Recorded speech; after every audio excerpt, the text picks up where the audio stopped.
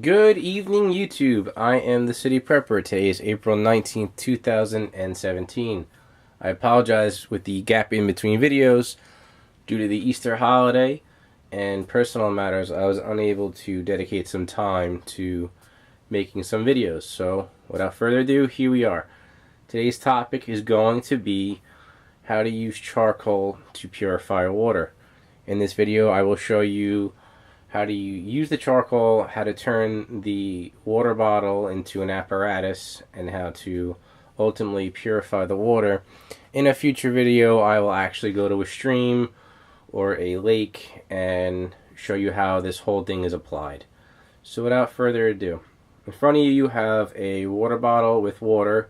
In this scenario, we're going to pretend that it is a questionable water source. You're not too sure if it's a purified stream, and you always want to purify water regardless.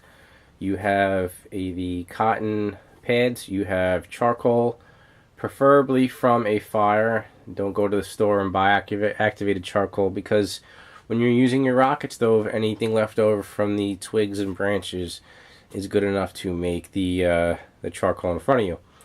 You also have an empty water bottle. You're going to need a knife or a pair of scissors for this, so please be careful when cutting. So let's get started. Let's pan out a little bit.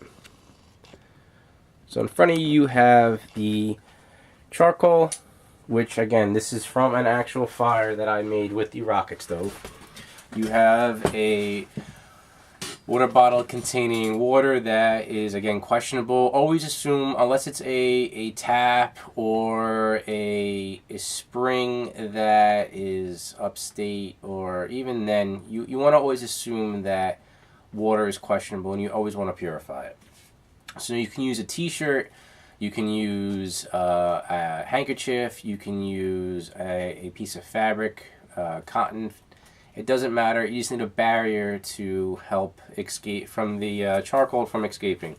Now what you want to do is you want to break down the charcoal into a powder with also having bigger pieces involved, and that's going to help really reduce any imperfections in the water, and the cotton will ultimately help any bigger particulates from getting into the clean water. So you want to take a plastic water bottle, and you want to cut it about 2 inches down from the top.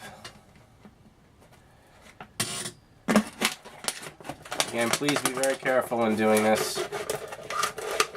A mechanical injury during a survival situation is not really ideal for you or anybody you're with in a group. So now you're going to have two pieces. You want to take the top of the water bottle and you want to invert it into the top itself. And you want to put some pressure on it so it's really down in there. Before you do that, you want to line with about 2 or 3 cotton pads into the base. You want them to kind of really overlap.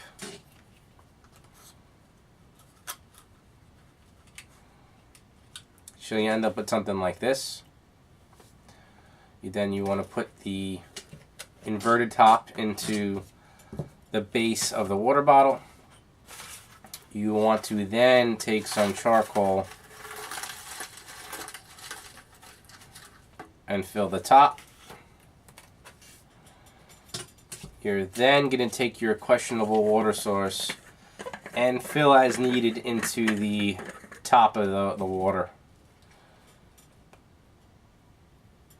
Now I'm just going to let you know that there is going to be, the water is going to look a little either gray or brown.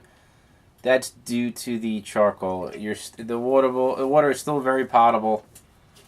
It's still very, very much drinkable. And you're going to let that filter itself through. Again, depending on how you layered the charcoal and how you layered the cotton or the t-shirt, the fabric you're using will determine how long it takes for it to go. Now, in a future video, I'll get into a more in-depth filtration system that involves sand, moss, charcoal, and again, a fabric base.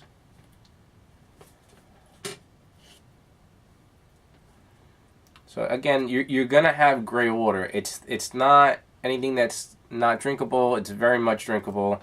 You're going to have that charcoal taste to it, a smoky taste to it, but again, it's still very much drinkable.